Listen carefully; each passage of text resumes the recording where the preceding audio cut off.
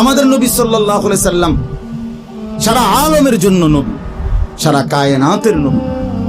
তা এত বড় শ্রেষ্ঠতম নবী পেয়ে আমরা যদি তাকে মূল্যায়ন না করি, তার কথা পালন না করি, তা এর চাইতে উত্তম আর কে হবে? এর চাইতে উত্তম আর কে আসবে আমাদেরকে বুঝাবার জন্য? নবীজির চাইতে উত্তম আর কে আসবে? কেউ আসবে।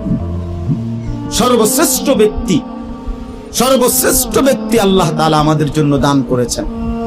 কোরআনুল কারীমের মধ্যে আছে, আল্লাহ তাআলা বলেন, লাকাদ মান্নাল্লাহু আলাল মুমিনিনা ইয বাআসা ফীহিম রাসূলাম মিন আনফুসিহিম। আল্লাহ তাআলা বলেন যে, হে মুমিনগণ, আমি আল্লাহ তোমাদের উপরে সবচেয়ে বড় যে দয়া করেছি সেটা হলো আমার রাসূল তোমাদের জন্য পাঠিয়ে দিয়েছি। এই পৃথিবীর সব কিছু আমার নিয়ামত, কিন্তু এগুলো আমি সবাইকে দিছি, কিন্তু আখিরি বন্ধু, আমার শ্রেষ্ঠতম রাসূল, আমার কলিজার টুকরা আমি তোমাদেরকে দিয়ে দিছি, তোমাদের জন্য পাঠিয়েছি।